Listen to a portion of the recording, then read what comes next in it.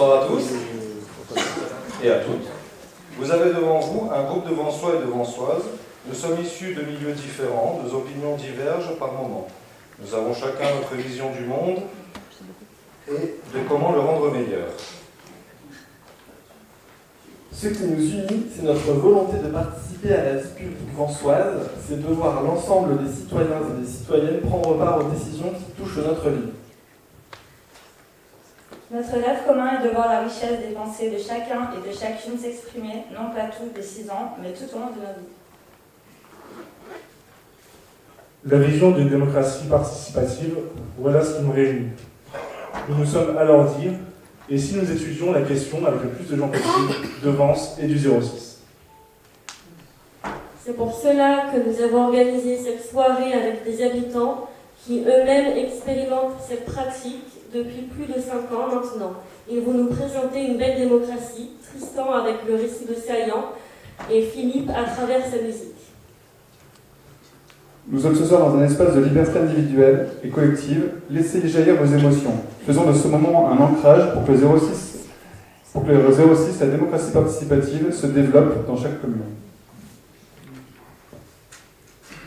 Avant de commencer, nous remercions par avance chacun d'entre vous d'avoir investi ce temps ce soir. Nous remercions Philippe et Tristan d'organiser leur tournée Le Temps des gens et de venir nous rencontrer à Vence. Nous remercions les techniciens du son qui ont prêté leur matériel pour cette belle soirée. Et je remercie l'ensemble d'entre vous car nous sommes fiers d'avoir rempli cette salle ce soir.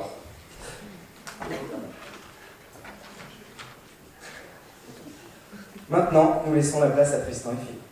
Vous êtes vachement nombreux, hein? J'en ai fait 35 hier soir. C'était à Cannes.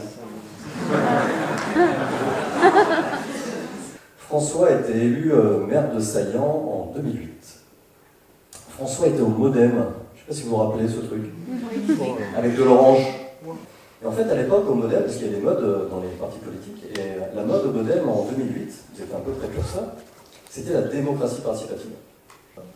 C'est une idiotie complète et c'est un attrape-nigo.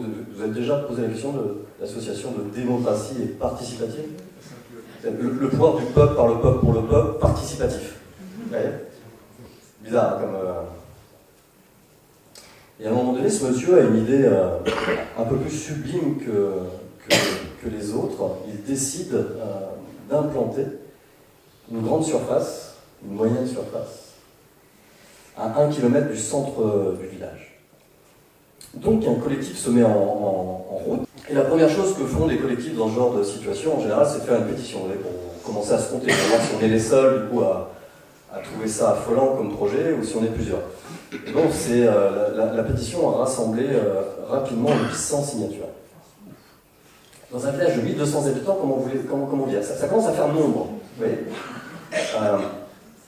alors nous, on a vu les 800 signatures, on s'est dit, on va aller voir François et on va lui annoncer la bonne nouvelle. Parce que François, il n'avait jamais réussi à avoir un sujet sur lequel il pouvait faire participer les habitants. Et bien là, on s'est dit, on va aller voir François, on va lui dire, François, tu l'as ton sujet.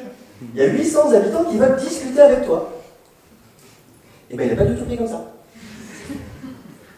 Voilà. En fait, en gros, en somme, à la fin de la discussion, il nous a dit, en gros, je suis le maire, c'est donc moi qui décide, et vous prendrez vos responsabilités aux prochaines élections municipales. Voilà. Donc en général, quand il y a des caméras, du coup, j'en profite pour remercier François. François, sans toi, tout ça n'existerait pas.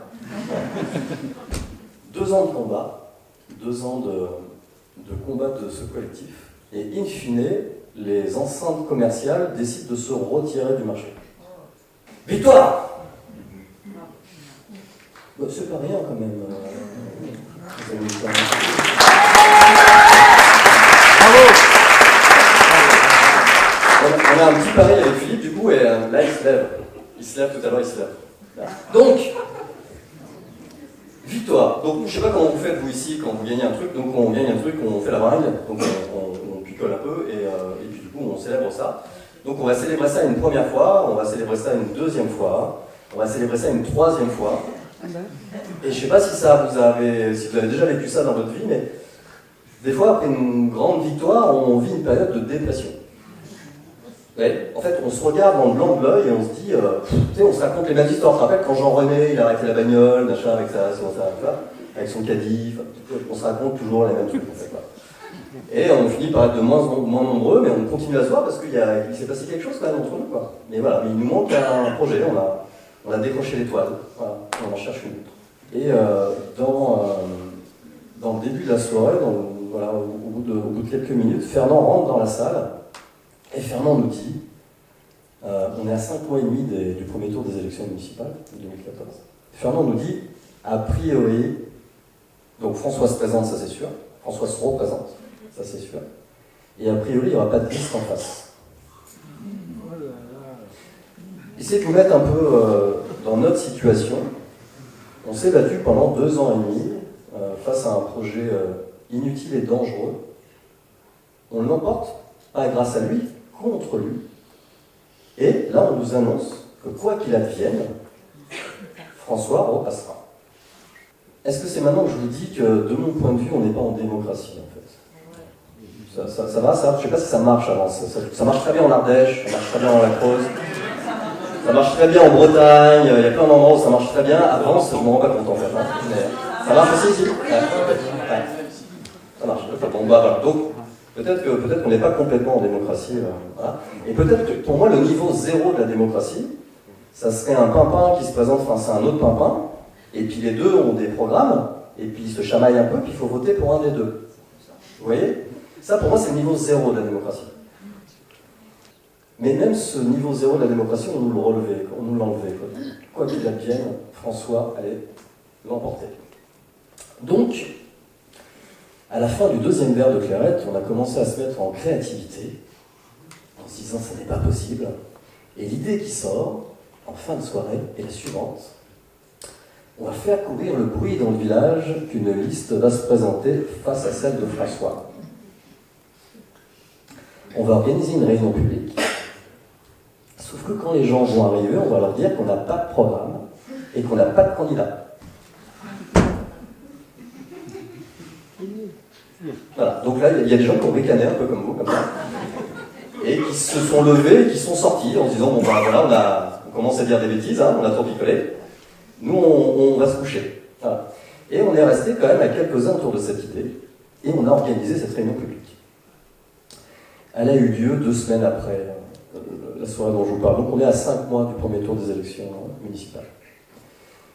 À cette réunion publique, on a 120 personnes qui viennent. 10% de la population. Alors c'est pas parce qu'on est très fort en communication comme l'équipe de Vence, hein. Voilà, bravo. Ça va être énorme, ça va être. Donc c'est pas parce qu'on est très fort en communication, c'est parce qu'en fait dans un village comme le nôtre, on vient voir la tête des gens qui se présentent. Surtout qu'on ne se présente pas face à n'importe qui, on se présente face à François. François, il est maire de Saillant, il est vice-président de la communauté de communes, il est vice-président du conseil départemental et il va se présenter au sénatorial. On a la chance d'avoir un grand homme, c'est nous. Alors, moi, le cumul des mandats, je l'analyse comme un excès de générosité. Comme quelqu'un, du coup, qui veut donner, qui veut tellement donner, en fait, que du coup, il est obligé de multiplier les sphères. Voilà. Et voilà, donc les gens viennent à 120 dans la salle. Alors, vous mettez 3 petits fours, des petites coupettes de clairette, et là, vous avez 120 personnes chez nous. Il n'y a aucune difficulté c'est la recette magique. Lorsque les gens arrivent, ils vont être surpris parce que lorsqu'on va les recevoir, en fait, on va leur demander sur quel sujet ils souhaitent réfléchir et partager leurs idées. Et eux, ils ne sont pas venus pour ça, ils sont venus juste ils sont venus un peu comme vous, vous voyez. Moi, j'ai la lumière, d'accord. Et puis, je vais vous en donner un petit peu. Je vais vous déverser un peu de mon savoir, vous voyez. Vous êtes la plèbe. C'est la fausse. Ah, oui. Donc, voilà. Donc les gens s'attendent un peu à une scène comme celle-ci, c'est-à-dire qu'il va y avoir des gens sur l'estrade, et les gens sur l'estrade vont dire à ces gens comment va se passer leur vie dans les 6 prochaines années. C'est génial ça, non? Non, c'est pratique. Du coup, on a moins besoin de se prendre la tête en fait, du coup. Nous, on n'a qu'à s'occuper de nos affaires courantes et puis privées, et puis en fait, il y a des gens qui pensent pour nous, c'est chouette. Non? Et puis ça donne des bons résultats, surtout dans le 06, moi je trouve que ça donne des bons résultats. Vous avez bien fait de lâcher le public et le politique du coup, hein. C'est chouette. Voilà. Je sais pas si vous êtes aperçu aussi, les compétences sont en train de fondre dans les municipalités. C'est-à-dire qu'il y en a de moins en moins. Bientôt, on va pouvoir s'occuper de l'état civil et du fleurissement du village. Et ça, je pense que ça va faire naître plein de nouvelles vocations. Parce que c'est passionnant tout ça. La réunion va durer 2h30 et on va leur demander de faire un état des lieux du village dans chacun de ces 8 cercles, d'accord? Donc il va y avoir un état des lieux sur l'environnement, un état des lieux sur l'urbanisme, un état des lieux sur les finances, etc. Et on va leur demander dans l'heure qui suit de produire des orientations pour un futur programme. C'est comme ça qu'on fait un programme. On fait un état des lieux, un diagnostic, et ensuite on fixe des orientations. D'accord? En fonction de ce qu'on a repéré, des points forts et des points faibles de la commune dans laquelle on se trouve. Les gens sortent de cette réunion et dans les jours qui ont suivi, il y a eu un véritable émoi dans le village. Les gens en parlaient, on commençait à en parler de partout. Quoi. Et les gens avaient l'impression d'avoir vécu quelque chose de spécial. Je reviens un petit peu sur ce qu'on leur a demandé de faire. On ne leur a pas demandé leur avis sur un projet préconstruit. On leur a fait construire les bases d'un projet. Vous voyez la petite nuance? Et c'est cette petite nuance, je crois, qui a eu un déclic en fait dans la tête de certains d'entre eux. Et puis aussi, on a utilisé des outils d'intelligence collective. C'est-à-dire le principe de se mettre en cercle entre 15 et 20 personnes et à réussir à construire sans rapport de domination. Vous voyez ce que je veux dire? Voilà. Donc ils ont vécu un moment paisible, bienveillant et constructif. Ils ont produit quelque chose. Donc voilà, donc ils se racontent tout ça. Et en fait, ils reviennent nous voir derrière en nous disant, les petits, on n'arrête pas là, vous refaites une réunion publique. Vous avez bien compris que l'équipe qui a organisé la réunion publique, la première réunion publique, on n'avait pas du tout l'intention de se présenter aux élections. Hein. D'accord? C'était juste pour faire réfléchir les gens, pour secouer un peu la famille. Voilà, c'est tout. Hein. Donc on s'est retrouvé à organiser une deuxième réunion publique. La deuxième réunion publique a lieu à peu près 2 semaines plus tard, donc on se rapproche des élections, on a 4 mois et demi des élections municipales. Et 90 personnes viennent à cette deuxième réunion publique. Les gens ne sont pas toujours d'accord avec moi quand je leur dis que 90 c'est plus que 120. Je rappelle que les 120 sont venus par curiosité, essentiellement pour venir manger des petits fours et voir la tête des pimpins qui étaient sur la scène. Les 90 qui sont venus la deuxième fois, ils sont venus avec un stylo. Ça, c'est un indicateur. Donc ça, la vraie victoire, c'est les 90 qui reviennent. Voilà. Donc on leur demande, en gros, ils se remettent dans les UXAP, d'accord, ils rechoisissent une thématique, et on leur demande de partir de l'état des lieux, des orientations, et de déterminer des projets. D'accord, ils se saisissent en fait par binôme d'une orientation, et on leur demande de d'écrire un projet. Ils ont écrit 66 dans la soirée. Ça a duré 4h30. On n'en pouvait plus. En fait, on demandait à chaque binôme, du coup, de présenter le projet aux autres. Et après, on leur a demandé, on a affiché les 66 projets sur la salle, donc on leur donne 10 gommettes chacun, et on leur demande, du coup, d'aller coller les gommettes sur les projets qui leur semblent prioritaires. On compte les gommettes, et on se retrouve avec 30 projets prioritaires pour le village.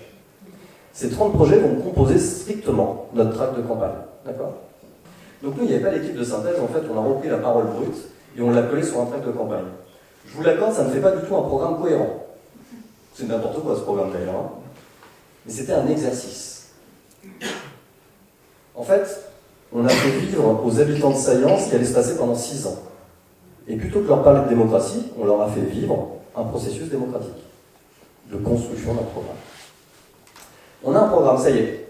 Alors il nous manque les candidats, parce que je vous ai dit qu'on s'est présenté 100 candidats.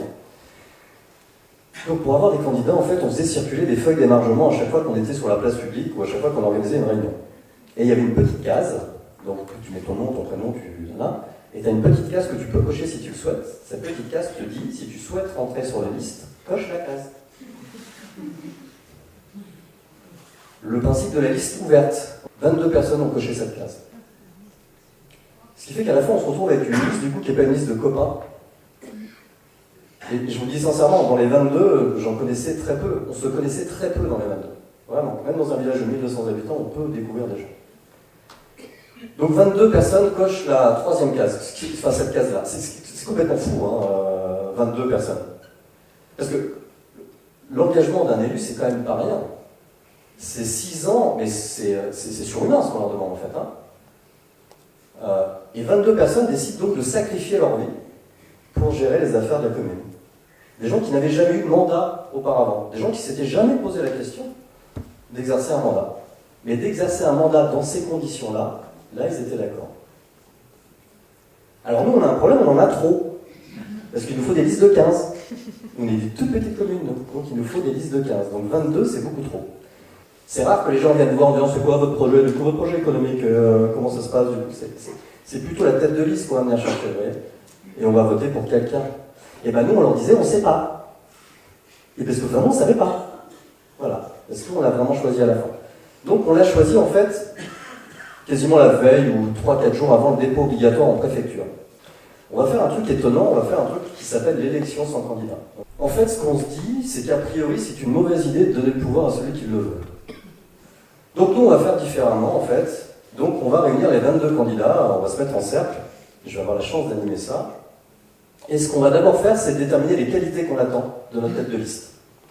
Donc chez nous, on a décidé que les qualités qu'on attendait de notre tête de liste, c'était des qualités d'écoute, des qualités de médiation, des qualités d'animation. Quelqu'un qui va être capable de parler avec tout le monde. Et on décide ça aussi parce que comme on a fait une liste ouverte, on se retrouve avec des gens très différents dans cette liste. Vous savez qu'en général, la tête de liste, c'est pas ces qualités-là qu'on attend. C'est quelqu'un de charismatique, qui a des visions, quelqu'un qui sait où il va, qui parle bien. Et ensuite, on va demander à chacun des 22 candidats d'écrire le prénom de la personne qui, d'après lui, d'après elle, correspond le mieux à ce profil de poste. Et donc, c'est Vincent. Et l'intérêt de le faire à la fin de la campagne, c'est que les gens commencent à se connaître. Donc, c'était presque une évidence que c'était Vincent. Sur ces qualités-là, hein. Est-ce que vous voyez la petite différence qu'il y a entre procéder comme ça et demander c'est qui veut y aller? Pas pareil, hein? Alors moi, je vous invite, du coup, quand vous allez monter des listes participatives, à le faire comme ça. C'est-à-dire que vous attaquez la séance, les candidats sont là, et puis vous dites c'est qui veut y aller? Et ceux qui lèvent la main, vous leur dites ah, c'est pas toi! Donc, on a un programme et on a des candidats. Taillés. Alors, on est passé de 22 à 15 assez rapidement parce qu'en fait, il y a des gens qui se sont aperçus que c'était complètement incompatible avec leur vie. Ils se sont rendus compte de la charge de soutien, en fait. Donc, ils se sont retirés, on est rapidement passé de 22 à 15. Tout ce petit monde se présente donc aux élections. Donc, ça se passe dans la cour de l'école. Il y a 300 personnes. Il y a 2 fois plus de monde qu'ici. Attendez, les résultats ne sont pas proclamés encore. Attendez. On ne sait pas encore. C'est le suspense. On dépouille. Hein? La liste l'emporte avec 56,7% et 80% de participation, les dames.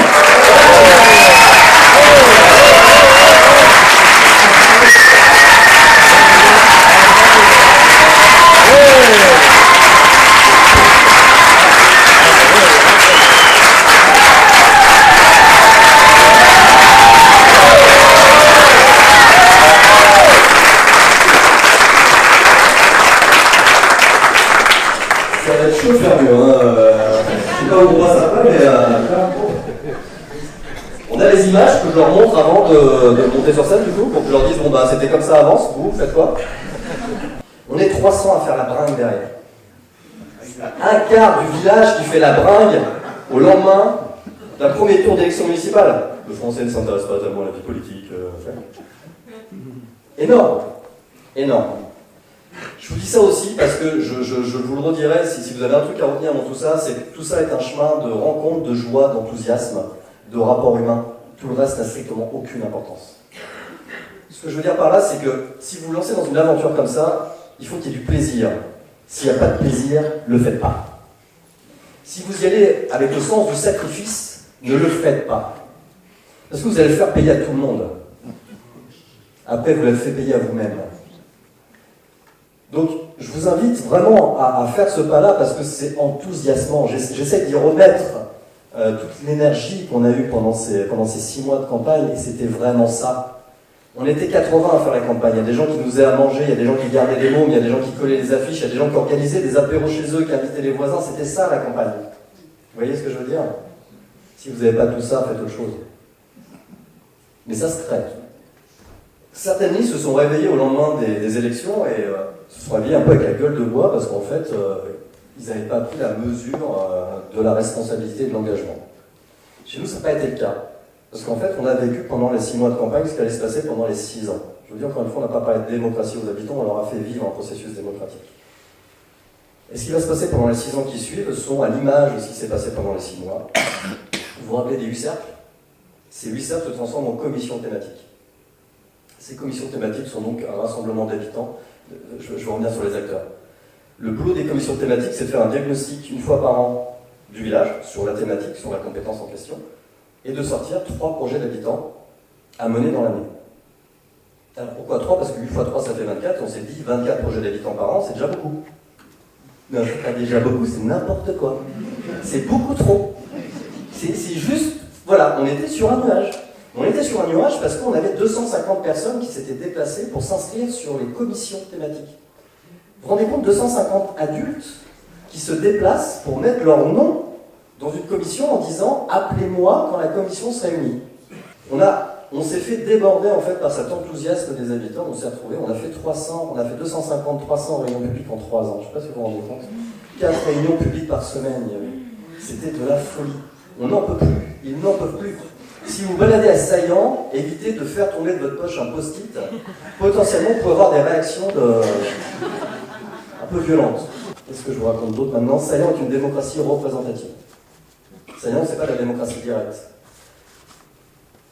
Tout le monde décide de tout le temps. Donc un modèle où tout le monde déciderait de tout le temps, pour moi, ça ne serait pas la démocratie, ça serait le foutoir. D'accord? Ça, c'est le désordre. C'est pas la démocratie. À Saillant, les gens qui décident, les décisions, ça se passe dans la sphère des élus. Les élus sont nos représentants. On n'a aucun problème avec la représentation. Parce qu'en fait, dans nos commissions, vous avez systématiquement des habitants, experts de leur territoire, et que nous allons considérer comme experts de leur territoire. Le deuxième acteur de nos réunions, c'est l'élu. Il n'y a pas de réunion s'il n'y a pas d'élu. On fait du travail associé. Ça suffit, les habitants, là, tous vos jolis collectifs, là, à faire des sublimes projets et d'aller essayer ensuite d'aller convaincre vos élus qui n'ont rien à faire de votre vision de la société. Il faut arrêter avec ça. Ça ne marche pas. D'accord? Donc maintenant, il faut faire travailler ensemble des élus et des habitants. Donc ça, c'est le deuxième acteur, c'est les élus. Le troisième acteur de nos réunions, c'est l'expert technique, parce que sur certains sujets, nous avons besoin d'une expertise technique, évidemment. Le quatrième acteur de nos réunions, c'est l'animateur. Ce qui fait en fait l'animateur, c'est qu'il va prendre soin du groupe. Il va proposer un processus, il va être le garant d'un processus. Alors, heureusement qu'on est en démocratie en France, parce que si on n'était pas en démocratie, ça serait les maires qui animeraient les conseils municipaux. Heureusement que ce n'est pas le cas. Si on était en démocratie dans nos associations, si on n'était pas en démocratie dans nos associations, ça serait les présidents qui animeraient les conseils d'administration. Heureusement que ce n'est pas le cas non plus. C'est hérésie de donner les deux pouvoirs à une seule et même personne. Le pouvoir de conduire la réflexion, le pouvoir de couper la parole, le pouvoir de mettre en exergue un certain nombre de choses, et le pouvoir de trancher à la fin. C'est de la folie de faire ça. Celui qui anime ou celle qui anime les débats ne donne jamais son point de vue sur le sujet qui est abordé. Voilà, donc ça c'est nos 4 acteurs. Et donc lorsque l'élu vient siéger dans la chambre exécutive, dans la chambre qui est prévue pour exécuter, pour valider la décision, en fait il vient en tant que représentant du groupe dans lequel il a travaillé. D'accord? On n'a pas de problème avec la représentation, nous. L'élu, bien évidemment, a le droit d'avoir une vision, a le droit d'avoir une idée, c'est même ce qu'on lui demande. Du coup, il va la partager avec son groupe d'habitants. Si à la fin du processus de co-construction, son idée n'est pas reprise, voire même si la décision qui est prise, la construction qui aboutit à ce processus est à l'encontre de ses opinions personnelles, eh bien on va lui demander de les garder pour lui, ses opinions personnelles. Pas au début du processus, mais à la fin du processus. Parce que lorsqu'il vient siéger, il ne siège pas en son nom, il siège au nom du collectif avec lequel il a travaillé. J'enfonce des portes ouvertes, là. C'est normal que ça se passe comme ça en démocratie, vous savez. Donc voilà, donc Saillant est une démocratie représentative, c'est pas de la démocratie directe. Alors, on utilise des outils de démocratie directe de temps en temps, on fait de temps en temps du référendum, on fait de temps en temps ce genre de choses, mais l'essentiel du processus est basé sur une construction de ce type-là. Le politique, c'est l'habitant, c'est pas l'élu. L'élu, c'est le représentant du politique. Je vous laisse infuser un peu. Et ça paraît évident, ça, cette histoire, du coup. Le politique, c'est l'habitant. C'est pas l'élu. L'élu, c'est le représentant du politique. Ce qu'on va demander au politique, à l'élu, c'est d'être garant de ce processus de construction du politique, garant de ce processus de construction de l'intérêt collectif et de l'intérêt général. C'est d'être garant de ce processus qui permet à chaque habitant de dépasser ses intérêts individuels pour construire de l'intérêt collectif. C'est ce passage de l'individuel au collectif qui fabrique du politique. C'est déjà beaucoup de boulot pour une seule personne de faire tout ça, vous savez. Donc on ne va pas leur demander en plus d'avoir une vision pour nous. Ma conception d'une liste participative complète, ma conception idéale d'une liste participative, c'est une liste qui rassemblerait, qui mettrait sur la même liste des personnes qui seraient de sensibilité, alors peut-être pas de sensibilité, des électeurs du Rassemblement national jusqu'aux insoumis. Pour moi, une liste participative, c'est une liste qui va mettre autour de la table l'ensemble de ces personnes. Je parle là dans la gestion des affaires locales. Mon propos, il est uniquement municipaliste, il est au niveau des affaires locales. Je vous dis ça parce que moi, je suis un gauchiste. Écolo en plus. Truc banal, quoi. Peut-être que sur l'échiquier politique, la personne qui est la plus éloignée de moi, c'est sans doute un électeur du Front National, du Rassemblement National, j'ai du mal avec l'électricité. Et bien, je me suis aperçu pendant ces 5 ans et demi de mandature, je me suis aperçu que je peux être d'accord avec un électeur du Rassemblement National sur 95% des sujets qui sont traités à Saillant. Je peux être d'accord avec un électeur du Rassemblement National sur la mise en place d'un compost collectif, sur l'extinction des feux la nuit, sur la mise en place d'un plan local d'urbanisme, sur l'aménagement des bords sur tous les sujets qui ont été traités à Saillant. Je suis potentiellement en accord avec un électeur du Rassemblement National. Je vous invite à sortir de vos postures idéologiques dans le traitement des affaires locales. Je vous invite aussi à ne rien lâcher de vos valeurs. Je ne lâcherai jamais rien de ces valeurs humanistes. Par contre, j'accepte de me mettre autour de la table avec des gens qui, a priori, ne les partagent pas. Et je dis bien a priori. Parce que des fois, on a des surprises. En fait. On peut s'apercevoir que le vote va au-delà de ces questions-là. Je crois qu'on n'a plus le choix, en fait. En fait, la question, c'est pas de savoir si vous allez monter une liste participative, la question, c'est de savoir quand.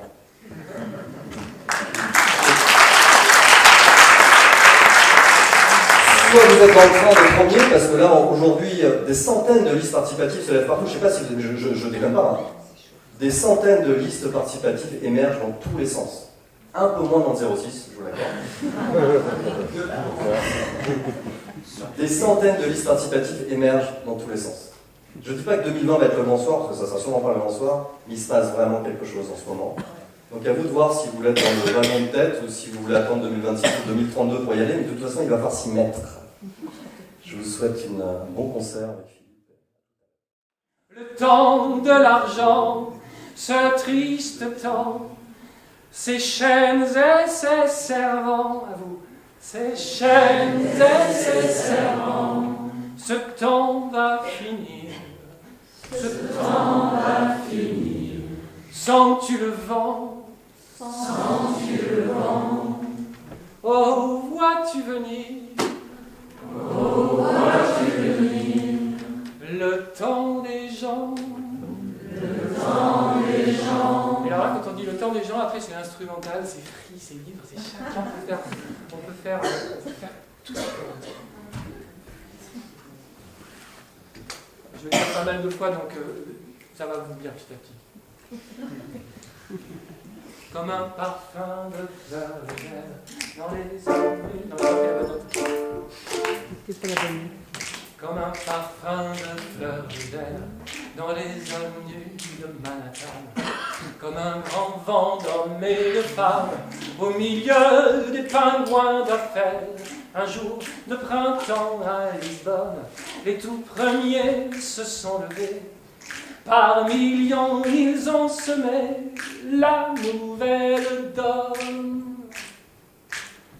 Le temps de l'argent, ce triste temps, ces chaînes et ces servants, ce temps va finir.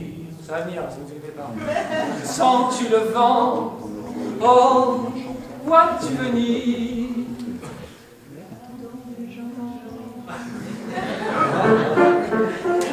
Aux quatre coins des terres de France, le cri d'un jeune résistant, d'à peine 90 ans, insurger les cœurs et les consciences, sur toutes les places place des villes d'Espagne, le raz-de-marée s'amplifie. Le temps de mensonge est passé, voici l'espoir qui vient. Le temps de l'argent, ce triste temps, ces chaînes et ces servants, ce temps infini. Sens-tu le vent, oh, vois-tu venir le temps des gens?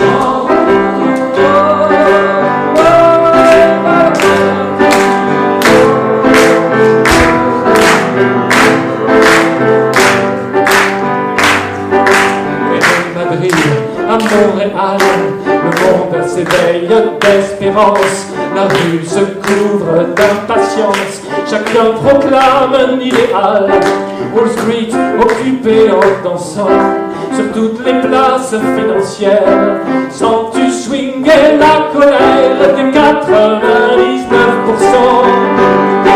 Le temps de l'argent, ce triste temps, ces chaînes et ces serments, ce temps d'infini.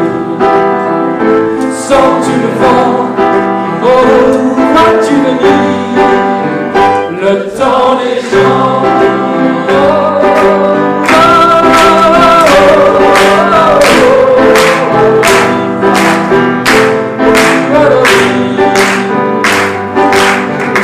Les pauvres impuissants qui ne pensaient qu'à posséder, comment faites-vous pour supporter de n'être jamais assez puissant? Priez, grand maître de l'argent, nous n'allons plus longtemps de terre. Bientôt, c'est nous qui irons traire vos empires décadents. Le temps de l'argent, ce triste temps, ces chaînes et ces serments, ce temps infini. Sens-tu le vent, oh, vas-tu venir le temps des gens?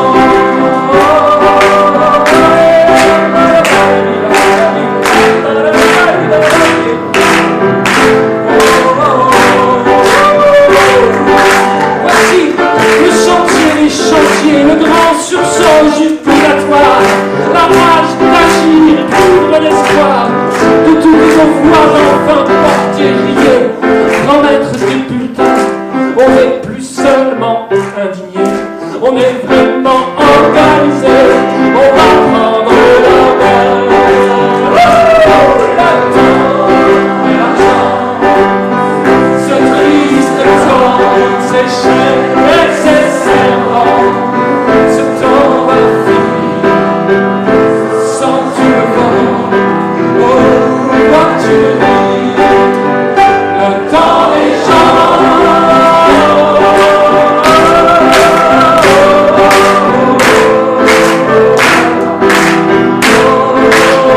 Le temps des gens.